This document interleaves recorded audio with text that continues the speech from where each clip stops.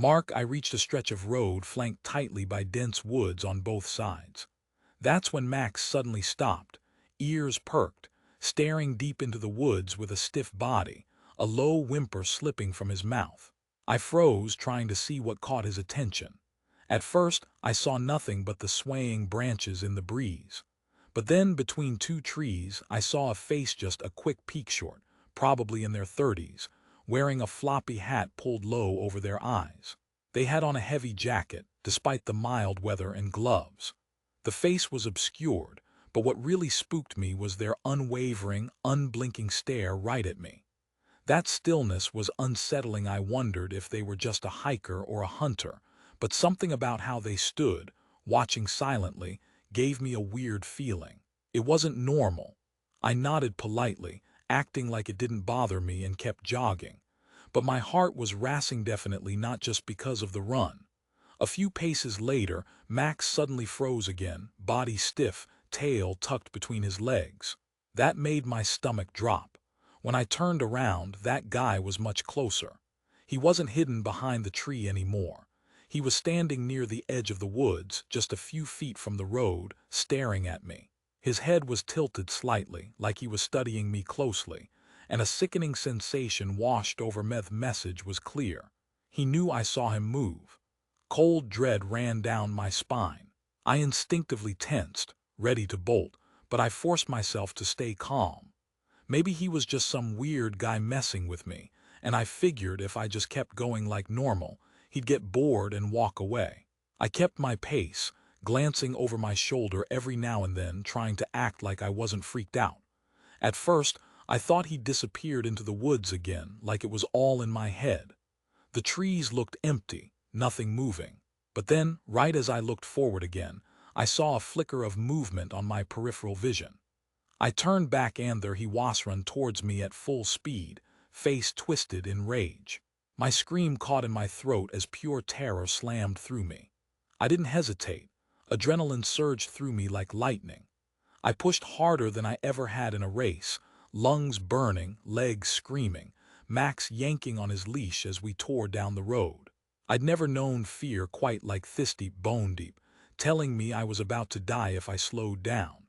Looking back once, I saw him still coming after us, face contorted with fury, mouth slightly open, almost growling, with that gleam of something shiny in his hand.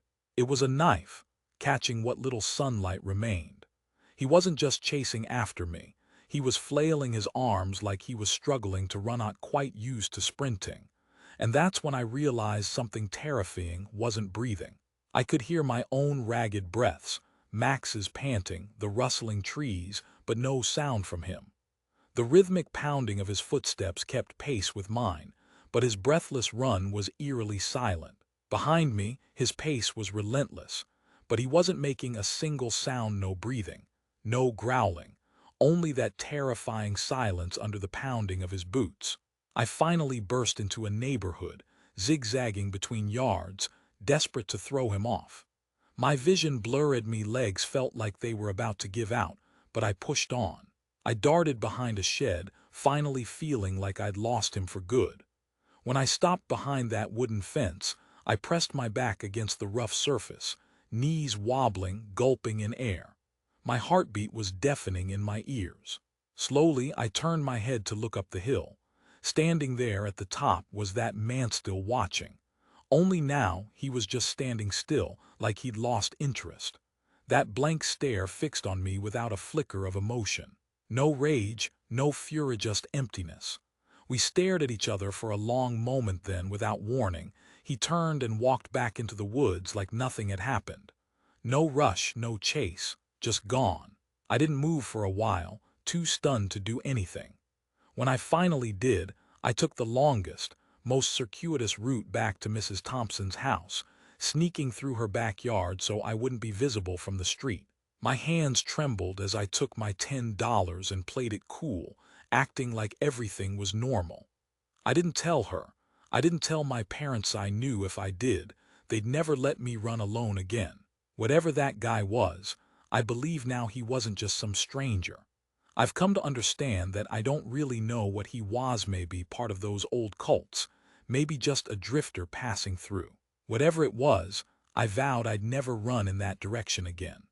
All this has played out over nearly 7 years now, so I'll keep it as straightforward as I can.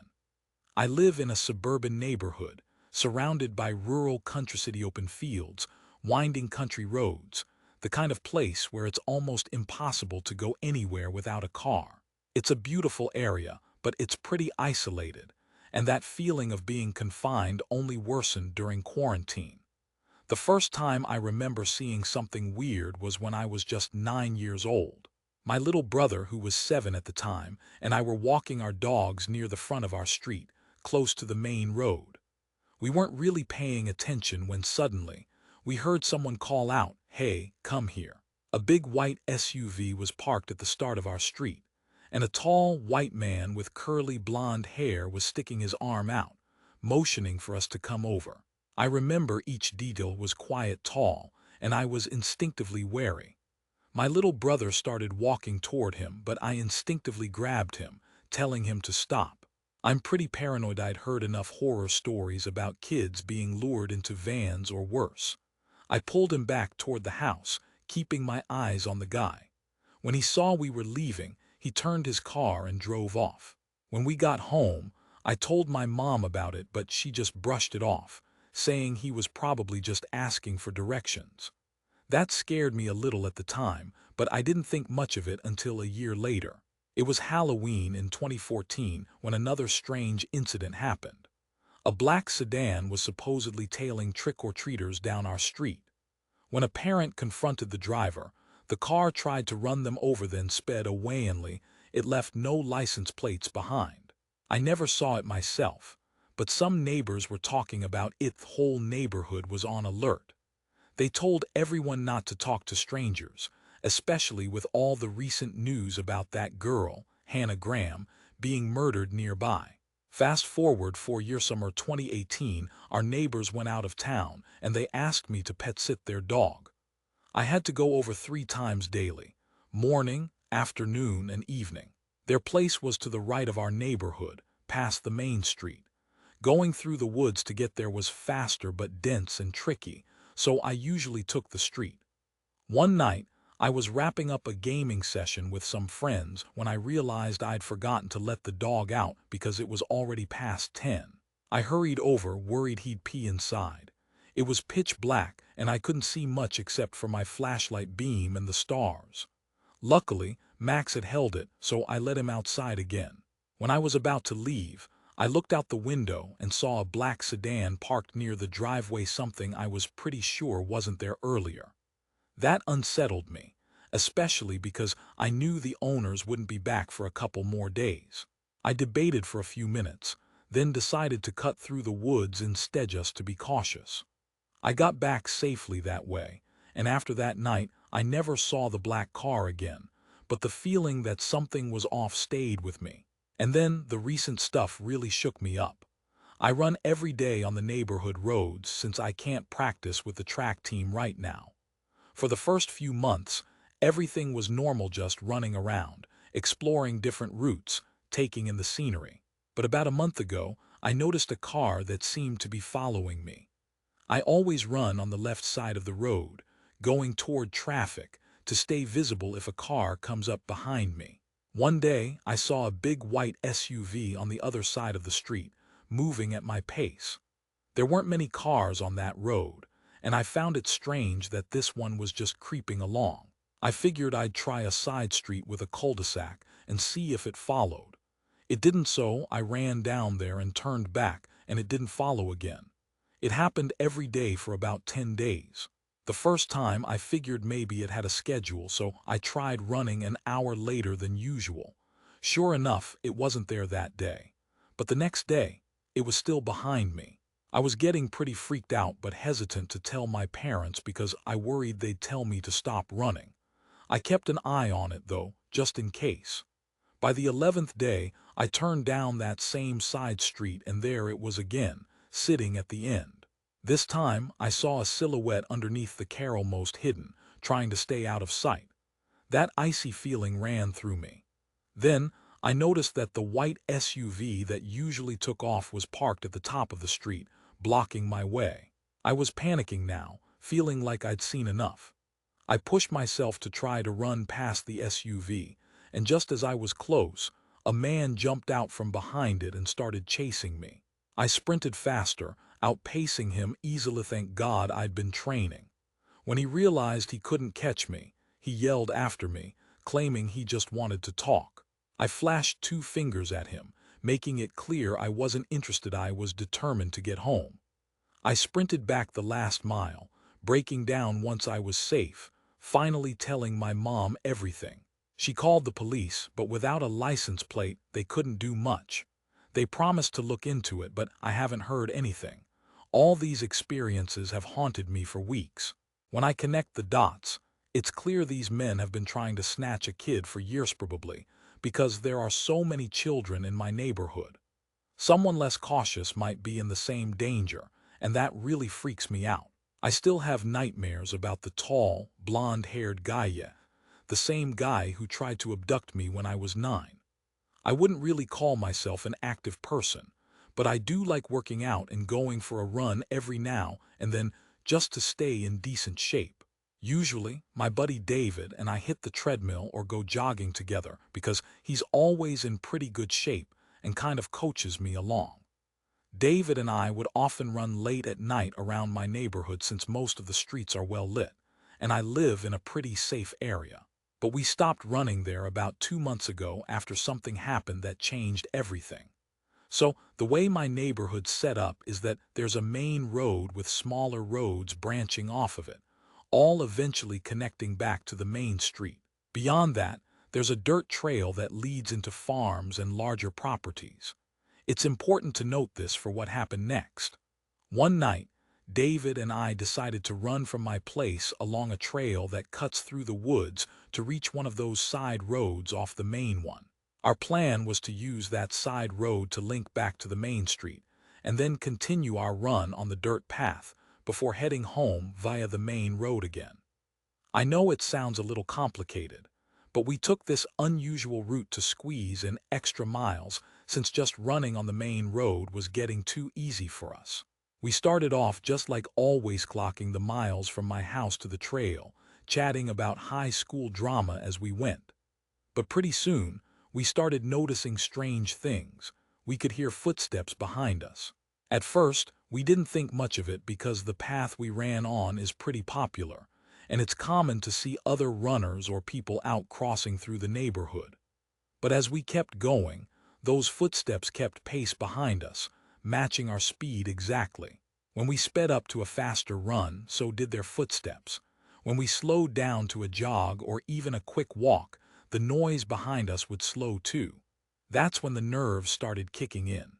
We got clearly uneasy, but we told ourselves it was probably just another runner keeping their distance. When the path emptied out onto the well-lit main road, we turned back to look behind us, expecting to see someone. But when we glanced back just as we stepped onto the street, no one was there. We exchanged a tense look and convinced ourselves it was just someone out for a late jog, nothing weird. We then took the side street that led to the main road and followed it all the way to where the dirt trail began again. By then, we were feeling pretty good about ourselves and decided to push further, heading further down the dirt path. The problem was, unlike the main road, this trail had no streetlights, and thick trees lined both sides, shrouding everything in darkness that felt unsettling at night. We ran about a mile past that point before deciding to turn back. As we reversed course, I caught a quick glimpse of a shadowy figure darting into the trees on the left side of the trail, and that's when I got a sinking feeling. It reminded me exactly of the footsteps we'd heard before. I told David I saw someone slip into the woods, but he just waved it off, saying I was overthinking it because we'd run so far. I almost started second-guessing myself, but kept moving as we made our way back toward my house. We passed the spot where I saw that figure without any trouble at first. But just as we got close to the main street again, we heard a rustling in the bushes roughly 20 feet behind us. We spun around and saw a figure standing in the middle of the dirt trail. The person's back was turned to us, dressed in a black hoodie and really ripped, dirty khaki pants with black shoes. My heart felt like it was pounding out of my chest like I was about to pass out. David looked over at me and blurted out, "What the hell are you doing?" But he froze mid-sentence when we both suddenly heard that person burst into a horrible, cackling laugh, a laugh that made my skin crawl. We stood frozen, rooted to the spot as the figure slowly turned around to face us, still laughing in that chilling, cringing way. Then, abruptly, he stopped, and we saw his face, the wide eyes, the pale skin, carved into something horrifying. His glare burned into my memory forever. David and I shared one last terrified glance, then took off faster than we ever had in our lives, sprinting the whole 2 miles back home, practically flying. That laugh echoed behind us, making us run even faster. Once we reached my place, I threw up, then rushed inside, slammed every door and window, and shut the garage. We sat there catching our breath, stunned, still trying to process what just happened. We swore never to run in that neighborhood again at night. If you're a night runner, always stick to well-lit areas and bring a buddy for safety. Growing up, I ran cross-country and track in high school. I wasn't the fastest guy on the team, but I had endurance. That steady rhythm of my feet hitting the ground helped me zone out. One day, I was hired by a woman named Mrs. Thompson near a quiet rural area near a forest preserve to walk her hyperactive puppy Max. She paid me $10 per walk, which seemed pretty easy. Max needed the exercise, and I got some extra cash. The area was kind of a mix of scattered houses, abandoned farms, a cemetery, and some leftover buildings from a long-gone commune. My parents had always warned me about running alone out there, but I thought I was quick enough to outrun anything dangerous. That was until one evening, just before sunset. I was out with Max when the orange glow of the setting sun lit up the treetops, but the shadows stretched across the road, making everything look darker than it was. I was just breathing heavy, Max was panting, and the rhythmic pounding of my running shoes was all I could hear, along with the occasional bird fluttering or a distant dog barking. But the further I ran, the quieter it got, like the world was gradually losing sound. Around the 2 mile